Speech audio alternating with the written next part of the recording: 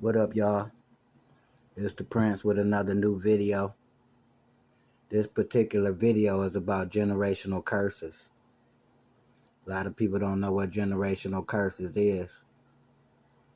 A generational curse is when you don't got nothing to pass down to your bloodline, for them to pass down to their bloodline, and for your bloodline to continue on with wealth. A generational curse is to not create anything to pass down that will last and be multiplied, to be passed down to the next generation, and for them to do the same. This is you ordaining your family destiny by having complete control of your reality. Self-fulfilled prophecy simply means to manifest your reality as you deem fit. Think, do it, and it's done. You have now fulfilled your own prophecy by creating what can be sustained and persevere, regardless of political situations like war, economical situations, religious systems. This will be a reality that you set for your future. What you put out is what you get back.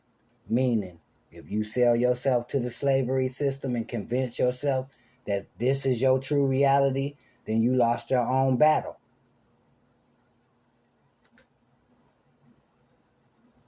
Straight up. For instance, have you ever seen somebody making lots of cash doing something that they can do, doing something that you can do just as good?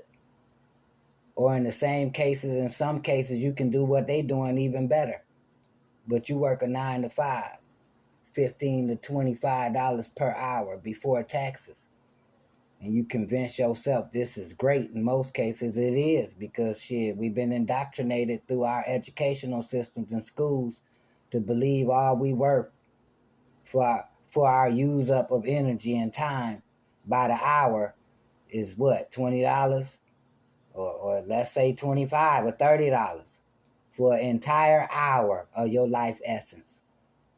You include working, what that put in their system as a full-time job, in their system a full-time job, which takes up 8 straight hours of your time and energy and cognizance, attention, awareness, etc. This is what they call in their system a full work day.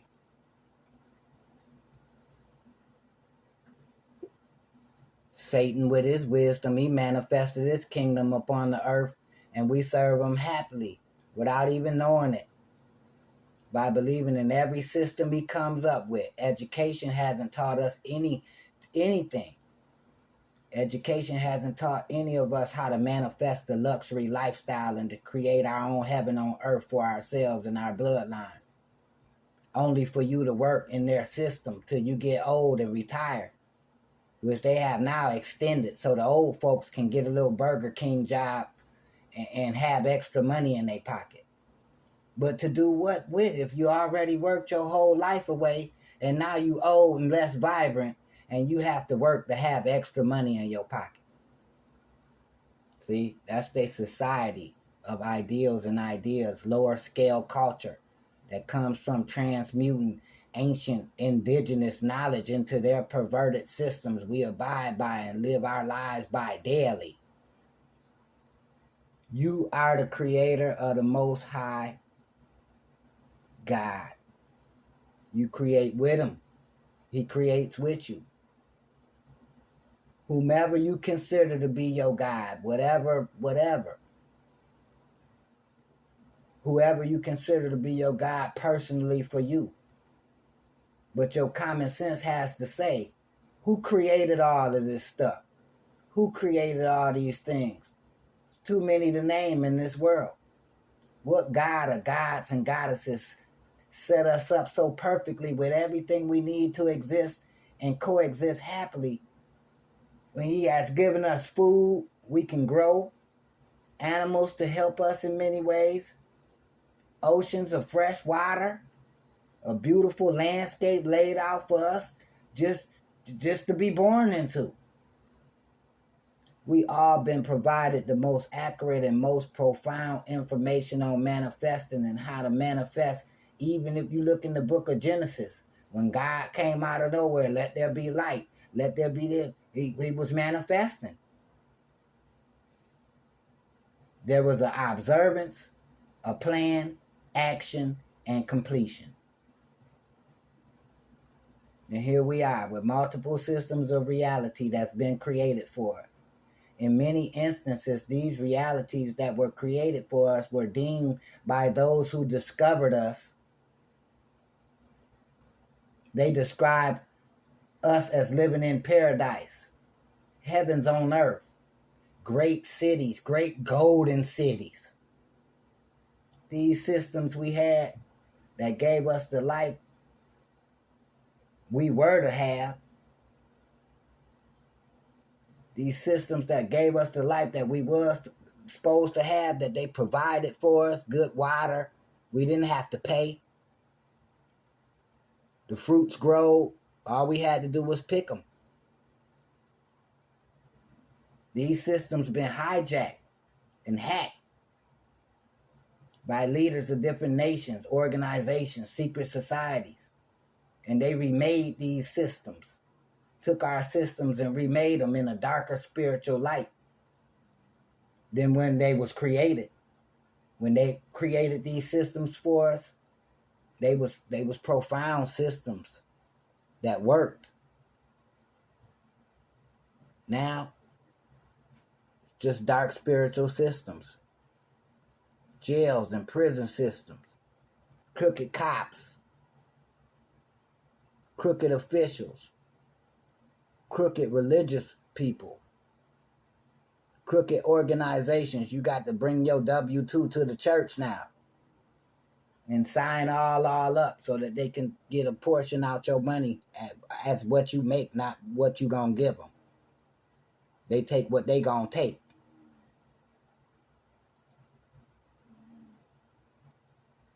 This takeover has definitely dimmed our light, dumbed us down, dumbed our higher talents down, and left us compelled to continue to ignore our gifts and talents instead of using them to sustain our own selves and produce and construct our own heaven on earth for our bloodlines. Like the indigenous people did for their bloodlines. They passed everything down from the chief to the next. But now we fight over bread in what's called a grocery store or a marketplace. When these markets started off, there was a trade system. Then they took it and they upgraded it to the IOU system and then inflation. All the systems that was left to us was manipulated into being systems of great monetary gain for the higher up elites. Banking, surplus stores, manufacturing. Begin to be able to mass produce things faster. Literally, we got to pay for water. And it's right in the oceans and lakes for us, all to use. But we got to pay under their societal rules and laws and policies. We got to pay for solar energy panels.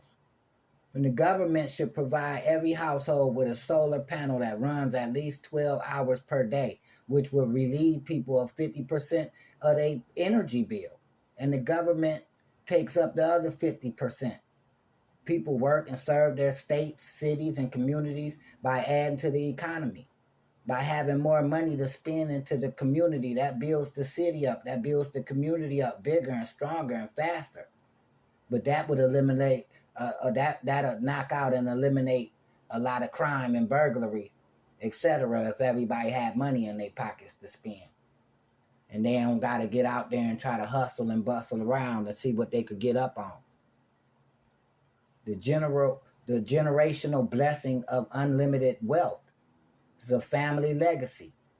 When you start a business, most of the time you start with a 5-year business plan rather than a basic 100-year plan that's going to sustain a whole couple of generations. Business legacies like Mitsubishi, they had a 300-year business plan in their corporate legacy to pass down to the heirs.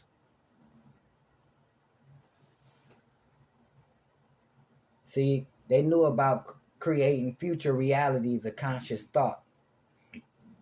This is what the Anunnaki did when they came to this planet and manifested every system that we use today. The Anunnaki. They manifested every system that we use today. And their manifestations for us were planned to be around forever. These the same oceans, the same lakes, the same regions that was developed, landscaped, borders and boundaries set by great walls and great dams. They perform farming and agriculture, animal husbandry, or breeding animals, producing good stock. They installed a Congress, which is the same political system we operate in the United States to this day. They installed their financial institutions, and they're the same systems we still use today in the United States. They had great knowledge of how to lay out cities and blueprints and diagrams and plan, city plan, layouts, floor plan system layouts to houses and dwelling places. They knew how to lay out floor plans. They had people in the construction industry that knew how to build and make blueprints. They was masters of irrigation systems, of plumbing systems, of the water being able to be flushed and the whole works, water coming from the ocean to the cities. They was masters of that. Education, art, financial systems, including inflation. Not only did they create the financial systems, but they created inflation as well. These laws, these institutions, these governments was put in place 8,000 years ago. But let me tell you, it's usually the so-called black sheeps of the family that hit the big time and make something of themselves in an awkwardly mysterious way. People find them unique in this world, and they usually find a way to exist off of that gift of uniqueness. And sometimes they become those who build the generational wealth for their families if they come from a family. For instance, when a famous singer or a songwriter dies, his royalty check will be transferred over to his family. It just makes perfect sense. He's dead. His finances goes to his people. But blacks and minority communities that don't have this type of information, they fall to the wayside because there's no knowledge of planning whatsoever, especially in death. It's absolutely zero planning in most cases. Most people die and their kids get nothing. Nothing. They had nothing to leave behind. They worked paycheck to paycheck. They might have had a few dollars in the bank. They might have had a little insurance plan, but they don't do nothing to leave nothing to nobody. Minority communities don't have the knowledge, the real knowledge of life insurance, death, burial, generational curses, generational wealth, wills, trusts, and testaments, and the will and trust testament attorneys. Our people usually ever discover this knowledge that should be as common in knowledge as knowing that lemons make lemonade. Our people usually die with much debt, or the greedy people in the family conspire against whatever wealth was left, selfishly fighting over the money, eager to spend it and blow it all away, possibly put spells on it so can't nobody else in the family get it, so fight over it. The generational curse has to stop with someone in the family. Someone in the family has to be appointed and anointed to break a generational curse. The Anunnaki, they were ordainers of destiny. We can all procreate our own reality, and we can do as we please with our own reality consciously. We have our own choice to build it, so people will come if we build it. Like they say, if you build it, people will come. If you don't build something with your creativity, what will be your legacy? What will your legacy be if you didn't do nothing with the gifts and the talents that was given to you upon birth? We were all born with an imagination and creativity. That imagination alone is what's supposed to be used to create and develop our own independence inside this matrix that the world has to respect. Whatever we come up with from our creativity and imagination, the world has to respect it.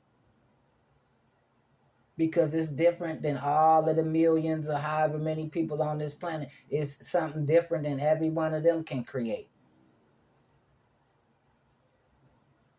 So when you die, if you got money, you don't just leave money to people that don't got no financial literacy, that aren't literate on finances and how they work, just so they could eat it up and spend it until it's all gone. You leave it to the appointed, anointed person who will have the understanding to make sure to continue the legacy and to build on it and continue the plan of the legacy. Expansion, changes with time, modernization. That way, a will and a testament inside a trust can be built. And most wills and testaments inside a trust, they come with many stipulations laid out in steps. Financial literacy classes, money management courses. They should be in the will and a testament for those who are left the legacy to follow and complete. It should be stipulations, things they have to learn, things they have to do in order to be able to receive monies from a will, monies from a trust. Not just money dropped to them and they just ball it off and it's gone. Grandkids supposed to get a little money when they turn 18 to boost their lives up, get them a little apartment, get out there and do a little something. But if they want to go through the classes and the courses and gain the financial literacy of what it would take to take the legacy to the next level, then that's what it's all about. Those classes and courses, they should be joined into the main legacy.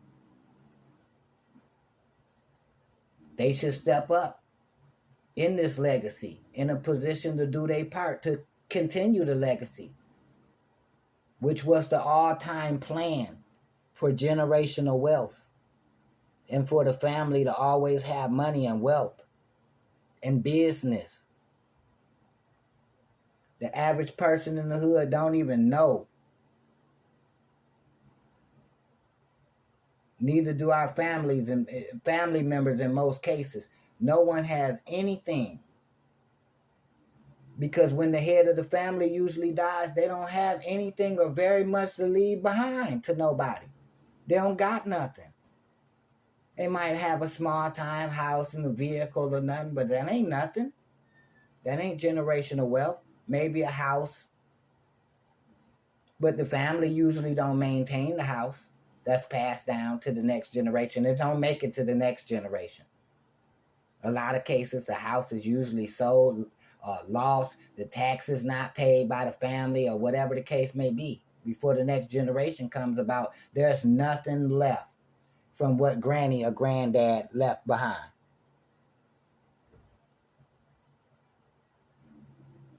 The Hermetic principle is cause and effect.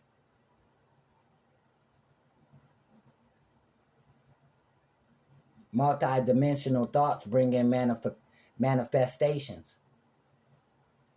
That's why they say turn thy thoughts inward to the symbol of the flower of life. So our mission is to live our best life and not be tricked that the next reality or the next realm or being back in this same dimension and reality on earth, you haven't created anything to come back or to be passed down to you again, receiving the wealth that you once created for your bloodline when you recirculate back into your bloodline. When you reincarnate back into your bloodline, all the wealth you once created for your bloodline is nothing to be passed to you. the creator of the wealth or the bloodline when you reincarnate back into the bloodline. In every realm of reality, we are told by the Sumerians, and other ancient knowledge that these things can be accomplished. Also, other writings like the Book of Thoth, which was considered one of the highest gods in the pantheon of many cultures, including the Sumerian, Egyptian, Mesoamerican, and Mexican, Indo-European, Babylonian. This dude was everywhere. He was the scribe of the gods. He was the God of all knowledge, of all knowing. He was the architect of all building. New belief systems must be challenged. If we haven't even understood the old ways and where exactly these hijacks take place, these hacks take place in our realities, how we gonna know what's going on?